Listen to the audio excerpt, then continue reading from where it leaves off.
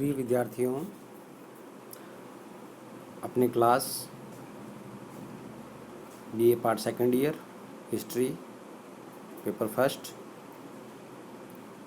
Paper का नाम मध्यकालीन भारत का इतिहास और टॉपिक मुगलकालीन प्रांतीय प्रशासन। आपको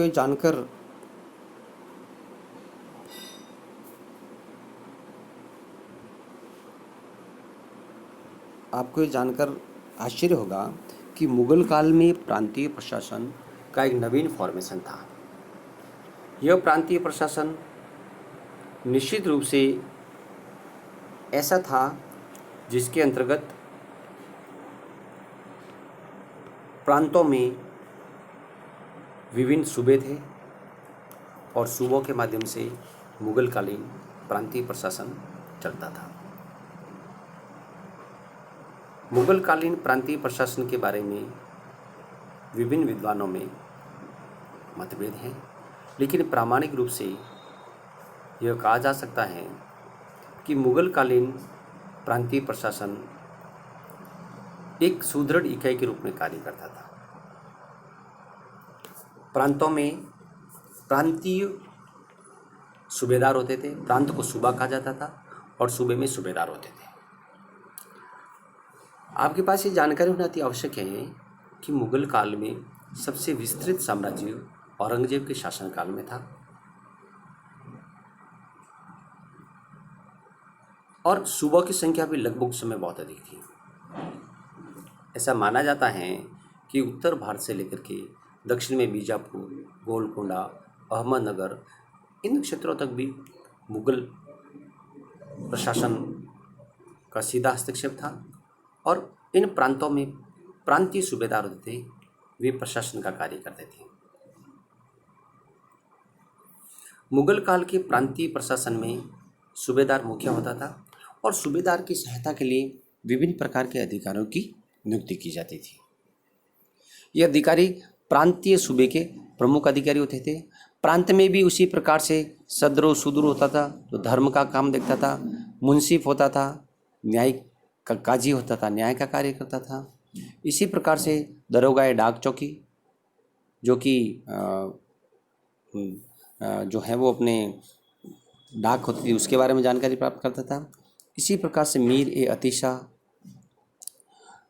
सर ए जहादार, इस प्रकार से अलग अलग सुल्तान के जो पदाधिकारियों के रूप में, केंद्रीय प्रतिनिधि के रूप में एक सूबेदार होता था और सूबेदार के अधीन एक प्रांतीय प्रशासन होता था और प्रांत में ही मीर बख्शी होता था, जो सेना का प्रधान होता था। इसी प्रकार से सेना का प्रधान प्रांत मीर बख्शी होता था। तो वैसे ही विभिन्न प्रकार के पद होते थे।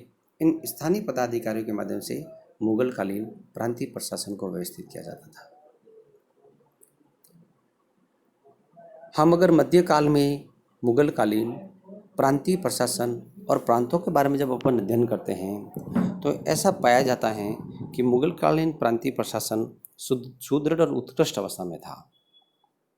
यहाँ पर प्रांतों में मुगल शासकों के प्रतिनिधि के रूप में जो भी सूबेदार कार्य करता था वह पूर्ण रूपेण स्वतंत्र नहीं होता था, उस पर सुल्तान का सीधा अधिकार होता था।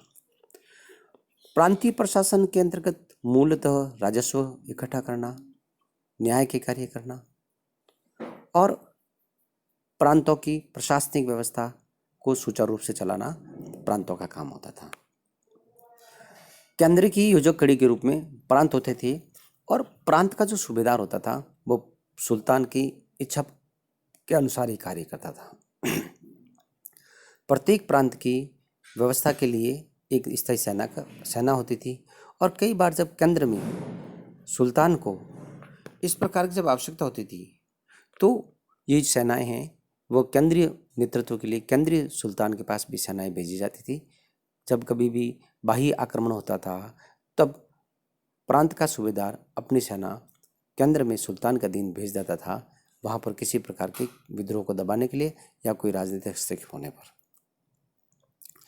प्रांतीय सूबे में मूल रूप से प्रांतों का राजस्व इकट्ठा करना, प्रांतों की आय व्यय का लेखा जोखा रखना, इसके लिए विभिन्न स्थानीय स्तर के पदाधिकारियों की नियुक्ति की जाती थी। तो समग्र रूप से ये कहा जा सकता है कि मुगलकालीन प्रांतीय व्यवस्था उत्कृष्ट थी। उस समय में चाहे बाबर का कार्यकाल क्षणिक रहा, थोड़ा समय रहा, उसके बाद हुमायूं का संघर्षपूर्ण जीवन रहा, लेकिन अकबर के शासनकाल में इस प्रशासनिक व्यवस्था को सुदृढ़ करने का प्रयास किया गया, जो उत्तरोत्तर धीरे धीरे सुदृढ़ होती गई।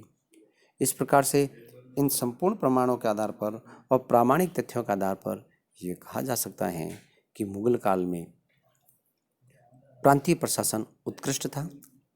प्रांत के प्रांतपति सूबेदार होते थे और सूबेदार का मूल कार्य प्रांत की कानून व्यवस्था को बनाए रखना, प्रांतों के राजस्व को इकट्ठा करना और प्रांत के जो कुछ भी जो केंद्रीय कार्य होते थे उनको संपादन करने का काम होता था। तो प्रिय विद्यार्थियों, आज हमने मुगलकालीन प्रांतीय प्रशासन के बारे में अध्ययन किया है। हम अगले अध्याय में मुगलकालीन स्थानीय प्रशासन के बारे में अध्ययन करेंगे। धन्यवाद।